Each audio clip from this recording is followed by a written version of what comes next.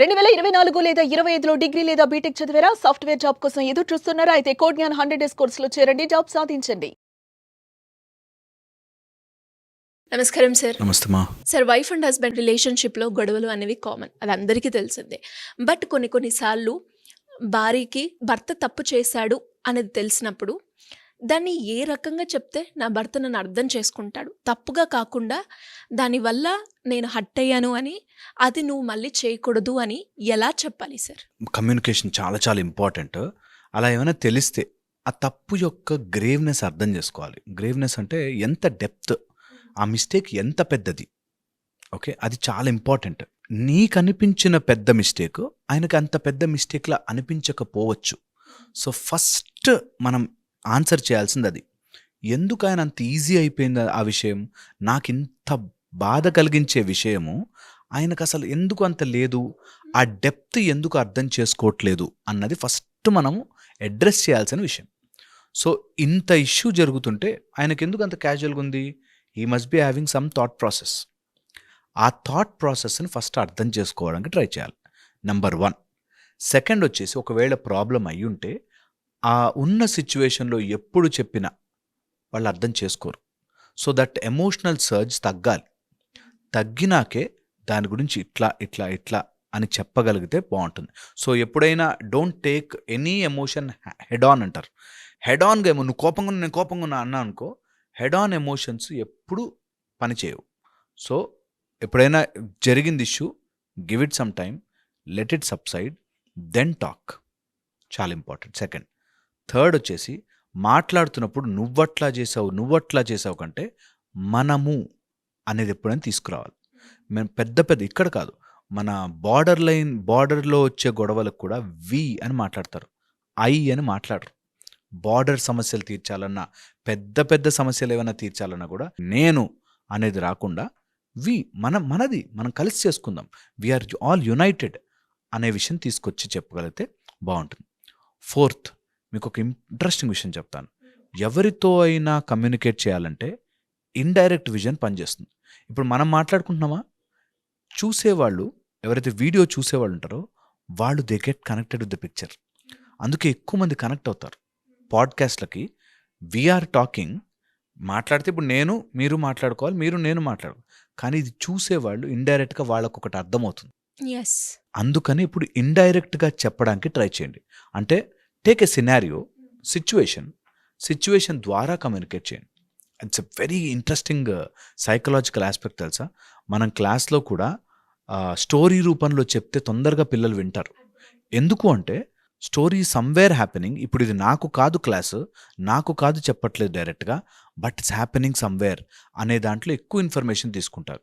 ఇలా జరిగింది ఒక చోట, ఇలా బిహేవ్ చేస్తాను, మీకు ఎట్లా అనిపిస్తుంది అనేటట్టుగా తీసుకురాగలిగితే బాగుంటుంది. Fifth, let them talk. వాళ్ళు మాట్లాడి వాళ్ళ వర్షన్ వింటే మనకు తెలియకుండానే చాలా పాయింట్స్ బయటకు వస్తాయి. ఓహో, ఇదా మైండ్లో జరిగే, దీనివల్ల ఇలా ట్రిగర్ అవుతున్నాడా అని తెలుస్తుంది. ఇంకా ఫన్నీ ఇంకొక ఆస్పెక్ట్, ఇంకొక సైడ్ నుంచి చెప్తా. ఒక వైఫ్ తన హస్బెండ్ ఏ పని చేసినా ఆయన ఎంత పాపం, ఆయన అర్థం చేసుకోవాలి కదండి అని చెప్పి ఏ పని చేసినా అర్థం చేసేసుకుంటున్నా అని ఫీల్ అవుతుంటుంది. అది మరీ టూ మచ్ ఎక్స్ట్రీమ్. తప్పు జరిగిన చోట చెప్పాలి, కంపల్సరీ. అన్నిటినీ సమర్థించకూడదు, కొన్ని చోట్ల చెప్పాలి. సిక్స్త్ మోస్ట్ ఇంపార్టెంట్ పాయింట్ ఇందులో, ఎప్పుడైనా నువ్వు తప్పు చేస్తే నా బిహేవియర్ ఇలా ఉంటుంది అని వాళ్ళకి తెలియాలి. I don't like this, I will get up and move out. ఆ కమ్యూనికేషన్ వైఫ్ అండ్ హస్బెండ్ మధ్యలో ఉండాలి. నాకు నచ్చట్లేదు అన్న విషయం నీకు అర్థం అవ్వాలి. అప్పుడు వెన్ యు ఆర్ టాకింగ్, ఆ డీసెన్సీ మెయింటైన్ అవుతుంది. దీని తర్వాత most important point, touch, see and talk. వాళ్ళతో కూర్చోబెట్టి ఒక్కసారి విను, నా మాట విను అని చెప్పగలిగితే చాలా బాగుంటుంది. Based on your capability. అంటే నేను బిహేవ్ చేసినప్పుడు నేను నాన్ సెన్స్గా బిహేవ్ చేస్తాను, బట్ నీ దగ్గరకు వచ్చినప్పుడు నేను ప్రేమగా మాట్లాడతాను, సెట్ కాదు. So when you grow above, then you will realise వాళ్ళు చిన్నపిల్లల మనస్తత్వంలో అట్లా బిహేవ్ చేస్తున్నారు, దాన్ని పట్టుకోవాలి. మాకు అర్క విద్య అని ఉపాసన, సూర్య ఉపాసన చెప్తున్నప్పుడు 3 types ఆఫ్ మైండ్స్ చెప్తాం. Child mind, mild mind, wild mind అని. ఇలా మైండ్స్ రకరకాలుగా ఉంటాయి. చైల్డ్ మైల్డ్ మైండ్ అంటే మనం డీల్ చేయొచ్చు. కొంత వైల్డ్ మైండ్ ఉంటుంది, వాళ్ళకి సడన్గా ట్రిగర్ అవుతుంది. ఆ ట్రిగర్ ఎందుకు వస్తోంది అన్నది మనం గమనించుకుని దాన్ని కంపల్సరీగా అడ్రస్ చేయాలి. కొన్నిసార్లు వైటమిన్ డెఫిషియన్సీస్ వల్ల, కొన్నిసార్లు డోపమిన్ రివార్డ్ సిస్టమ్ డెఫిషియన్సీస్ వల్ల, కొన్నిసార్లు వాళ్ళకి కావాల్సిన హార్మోనల్ బ్యాలెన్స్ లేకపోవడం వల్ల, కొన్నిసార్లు జరిగిపోయిన ఎపిసోడ్స్ని వాళ్ళు ఆలోచించి తయారు చేసుకున్న ప్యాటర్న్డ్ థింకింగ్ వల్ల ఇలా రకరకాల ఆలోచనలు ఉంటాయి. ఓకే, స్టక్ అయిపోయిన థాట్స్ ఉంటాయి. కొంత డిజార్డర్గా మారుతుంది. సైకాట్రిక్ హెల్ప్ తీసుకుని సైకాట్రిస్ట్ దగ్గరికి వెళ్ళి చూపించుకోవాలి. ప్రతి దానికి ఇట్లా బిహేవ్ చేస్తున్నాడు, రూడ్గా బిహేవ్ చేస్తున్నాడు, చాలా అన్నిటికీ కొడుతున్నాడు, అరుస్తున్నాడు, దానికి కంపల్సరీ సైకాట్రిక్ హెల్ప్. దానికి ఇంకా సింపుల్ కౌన్సిలింగ్స్ సరిపోవు.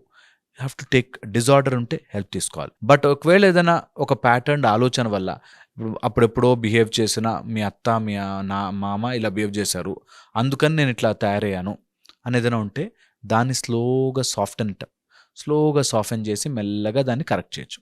ఓకే, కొన్ని విషయాలు నచ్చలేదు, వాళ్ళు అట్లాగే బిహేవ్ చేస్తారు, అవాయిడ్ దట్. సో మనకి ఎప్పుడో చెప్పేవారు సామదాన భేద దండోపాయాలని. మెల్లగా స్టెప్ బై స్టెప్ అన్ని మెథడ్స్ ఫాలో అవ్వాలి ఒక రిలేషన్షిప్ కాపాడుకోవాలి అనుకుంటే. ఓకే, చాలా ఇంపార్టెంట్ ఇది. దీంతోపాటు నేను ఇలా కమ్యూనికేట్ చేస్తాను అన్న విషయం తెలియాలి. దట్ వాళ్ళకి కమ్యూనికేషన్ టైం ఉంటుంది. దట్ ఒక వైఫ్ అండ్ హస్బెండ్ నువ్వు ఇలా బిహేవ్ చేస్తున్నావు, దీనివల్ల ఇలా అవుతుంది. ఇంకా మేము ఏం చెప్తాం తెలుసా, అట్లీస్ట్ ఇయర్లీ వన్స్ బర్త్డే రోజు నాలో ఏం మారితే నువ్వు హ్యాపీగా ఉంటావు అని హస్బెండ్ వైఫ్ని అడగాలి, వైఫ్ హస్బెండ్ని అడగాలి. ఓకే, మనం 10 years రిలేషన్షిప్ అయింది కదా, నాలో ఇది మార్చుకో నేను హ్యాపీగా ఉంటాను అనే పాయింట్ ఏదైనా ఉంటే చెప్పు, మారుతాను. That's the gift. You have to give it to them. ఆ గిఫ్ట్ ఇవ్వాలి. దట్ ఓకే 10 years కలిసి ఉన్నాం కదా, 5 years కలిసి ఉన్నాం కదా, ఈ బర్త్డేకి నీకు నేను ఇచ్చే గిఫ్ట్లో దట్ ఏం మారితే నువ్వు సంతోషంగా ఉంటావు చెప్పు, మారుతాను. ఆ ఒక్క పాయింట్ తెలుసా జీవితం మారుస్తుంది. Should ask. ఎప్పుడైనా నీ వైఫ్ని అది కొనిచ్చా ఇది కొనిచ్చా అవి తెచ్చా ఇవి తెచ్చా కదా, నీకు నేను ఎలా మారితే నువ్వు సంతోషంగా ఉంటావు చెప్పు. చాలా ఇంపార్టెంట్. అది వదులుకోలేం.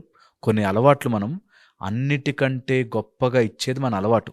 అందుకే కొన్ని వ్రతాలు పూజలు చేసేటప్పుడు సాల్ట్ వదిలేస్తున్నా, స్వీట్ వదిలేస్తున్నా, లేకపోతే పులుపు వదిలేస్తున్నా.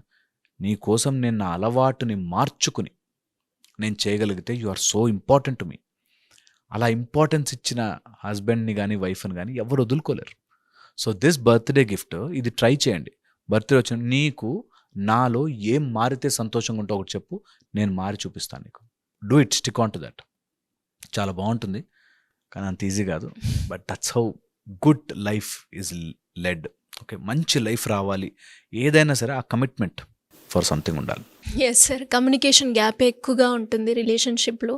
కానీ అది ఎలా చెప్పాలో అర్థం కాదు భార్యకి. తప్పు చేస్తున్నాడు అన్న భార్యకి ఆ బాధ ఎలా చెప్పాలో అర్థం కాని సిచ్యువేషన్స్ చాలా ఉంటాయి. ఈ వీడియో చూసిన తర్వాత మీరు చెప్పిన ఏవైతే 3-4 పాయింట్స్ ఉన్నాయో, అంటే అదొక స్టోరీ రూపకంగా చెప్పాలా, ఒక ఎగ్జాంపుల్లో చెప్పాలా, లేదు అంటే ఇంకెలా చెప్పాలో అన్నది మాత్రం ఈ వీడియో చూసిన తర్వాత ఒక పాయింట్లో కాకుండా ఒకటన్నా అర్థమవుతుంది కదా అన్న ఇన్సిడెంట్ కనెక్ట్ చేసుకుంటూ చెప్పొచ్చు కదా అన్నది అర్థమవుతూ ఉంటుంది. Thank you sir, thank you so much. Suman టీవీలో మీ పర్సనల్ అండ్ బిజినెస్ ప్రమోషన్స్ కోసం కింది నెంబర్కి కాంటాక్ట్ చేయండి.